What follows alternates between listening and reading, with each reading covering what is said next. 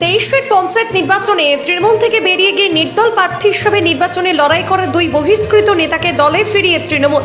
রবিবার পূর্ব মেদিনীপুর জেলার একরা এক ব্লকের আলমগিরিতে ব্লক তৃণমূলের পক্ষ থেকে সাংবাদিক সম্মেলন করে পুনরায় দলে ফেরানো হলো দুই নেতাকে বলে ঘোষণা করেন স্থানীয় ব্লক তৃণমূল সভাপতি বিজন বিহারী সাউ। প্রসঙ্গত 23 পঞ্চায়েত নির্বাচনে একরা এক ব্লকের জুমকি গ্রাম পঞ্চায়েতের সুধাংশু জানা ও ইতিশ চন্দ্র দে তৃণমূল থেকে টিকিট পায়নি, ফলে দলের বিরুদ্ধে গিয়ে নির্দল প্রার্থী হিসেবে পঞ্চায়েত সমিতিতে প্রতিদ্বন্দ্বিতা করেন দুজন। যদিও কেউই জিততে পারেননি, তৎকালীন কাঁথি সাংগঠনিক জেলা তৃণমূল সভাপতি ও স্থানীয় বিধায়ক তরুণ মাইতির নির্দেশে সেই সময় দুজনকে দল থেকে বহিষ্কার করা হয়। কেটে গেছে প্রায় 10 মাস। সুধাংশু এবং ইতিশ দুজনেই পুরানো দল অর্থাৎ তৃণমূলে ফেরার জন্য আবেদন জানান। সেই আবেদনের ভিত্তিতে একরা এক ব্লক তৃণমূলের সভাপতি বিজন বিহারী সাউ এদিন সাংবাদিক বৈঠক করে দুজনকে দলে পুনরায় যোগদান করানোর কথা ঘোষণা করা হয়। উপস্থিত ছিলেন একরা এক পঞ্চায়েত সমিতির সভাপতি অমিয় কুমার রাজ, দলের ব্লক সাধারণ সম্পাদক অশোক দাস, সহ সভাপতি প্রভুপদ দাস, উদয় শঙ্কর সর, ইন্দুভূষণ প্রধান, শান্তনু মাইতি, গৌরী শঙ্কর মাইতি প্রমুখ। তবে তৃণমূলকে কটাক্ষ করেন কাঁথি সাংগঠনিক জেলা বিজেপির যুব মোর্চার ইনচার্জ অরূপ কুমার দাস। তিনি বলেন, তৃণমূল কাকে কখন কোথায় যোগদান করলো তাতে বিজেপির কিচ্ছু যায় আসে না। তৃণমূল দলটাই চোরের দলে পরিণত হয়েছে, তাই তারা চোরেদেরকেই যোগদান করাচ্ছে। 23 পঞ্চায়েত নির্বাচনে যারা স্থানীয় তৃণমূল বিধায়ক তরুণ মাইতির বিরুদ্ধে টিকিট পাইয়ে দেওয়ার জন্য টাকা নেওয়ার অভিযোগ তুলেছিল, তাদেরকে আজ আবার তৃণমূলে যোগদান করাচ্ছে। এটাই তৃণমূলের কালচার। পোকা ধান নিয়ে কখনোই ভালো চাল পাওয়া যায় না, শুধু তুষি পাওয়া যায় বলে কটাক্ষ করেন বিজেপি নেতা অরূপ কুমার দাস।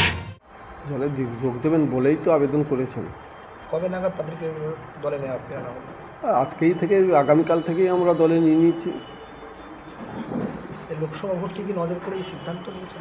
আমাদের সেটা সেরকম পদ্ধতি নয়, অথচ আমরা দেখেছি যে আমাদের রাজ্য নেতৃত্ব যেভাবে আমাদের নির্দেশ দিয়েছেন, গত পঞ্চায়েত নির্বাচনে দলের হোক বা ব্যক্তির হোক, যেখানে হোক একটা কিছু ভুল বোঝাবুঝির জন্য তাদের সাসপেন্ড করা হয়েছিল। দলের আগামী দিনের সুবৃদ্ধি কামনার জন্য আমরা তাদেরকে দলে ঢুকিয়ে নিচ্ছি। বিগত পঞ্চায়েত নির্বাচনে তাদেরকে দল থেকে বহিষ্কার করা হয়েছিল এবং তারা নির্দল রূপে পঞ্চায়েতে প্রার্থী হয়েছিল। দল কি তখন কিছুটা বিড়ম্বনায় পড়েছিল বলে মনে করেছিল? স্বাভাবিকভাবে দলের মধ্যে দল থাকলে কিছুটা বিড়ম্বনায় থাকে, এটা তো অস্বীকার করা যাবে না। তবে আগামী দিনে যাতে না হয় তার জন্যই আমাদের এই প্রচেষ্টা। পুনরায় কি তারা দলের সক্রিয় ভূমিকা পালন করবে বলে মনে করছে?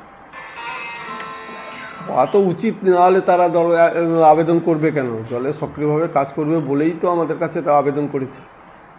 সুতরাং আমরা আশা করব যে তারা দলে গতদিনে যেভাবে সক্রিয়ভাবে কাজ করছিল আগামী দিনেও সক্রিয়ভাবে কাজ করবে।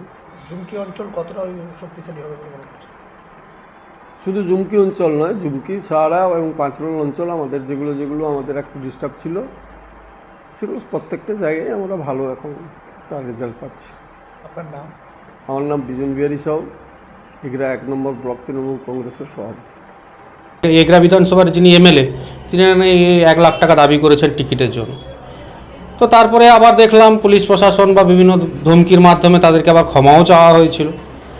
তো এক্ষেত্রে তৃণমূলের এটা কালচার, কারণ তৃণমূল মানেই টাকা আর তৃণমূল মানেই চুরি। যেখানে টাকা, যেখানে চুরি, সেখানেই তৃণমূল।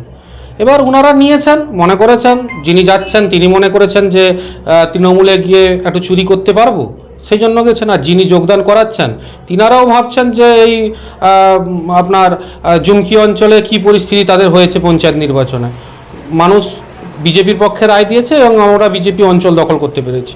তো যিনারা নিচ্ছেন তারাও দলীয় নেতাদের কাছে দেখাতে হবে যে আমরা এখানে সংগঠন বৃদ্ধি করছি। আলটিমেট ওই কি বলবো, পোকা ধান নিয়ে আর যাই হোক ভালো চাল পাওয়া যায় না, পোকা ধান নিয়ে শুধু তুলসী পাওয়া যায়। তো ওনারা দেখানোর চেষ্টা করছেন যে আমরা নেতাকে নিচ্ছি, বিভিন্ন সংগঠন নিচ্ছি, নিয়ে দেখান, সামনে লোকসভা আছে, মানুষ বিজেপিকে ওই অঞ্চলে আশীর্বাদ দিয়েছে, আমরা অঞ্চল দখল করেছি এবং আগামী দিন আমরা ওখানে খুব ভালো একটা মার্জিনে জয়লাভ করব এবং আমাদের যিনি নেত্রী, মানে আমাদের যিনি প্রার্থী হবেন, আমরা ওই অঞ্চল থেকে একটা ভালো অঙ্কের ভালো একটা ভোট আমরা ওনাকে উপহার দেব। এইটুকু নিয়ে আমরা আমাদের সংগঠন নিয়ে ভাবি, আমরা কে কাকে যোগদান করালো, কে কাকে বহিষ্কার করলো, এটা তৃণমূলের কালচার। কে কাকে বহিষ্কার করে, মনোমালিন্য হলে বহিষ্কার, আর সব কিছু মিটমাট হয়ে গেলে, সব কিছু রফাতফা হয়ে গেলে আবার দলে নিয়ে দেওয়া, এটার সঙ্গে আমাদের কোনো সম্পর্ক নেই। যিনারা নিচ্ছেন ওটা ভালো বলতে পারবে। আপনার নাম? আমার নাম অরূপ দাস, আমি কাঁথি জেলা যুব মোর্চার ইনচার্জের দায়িত্বে রয়েছি।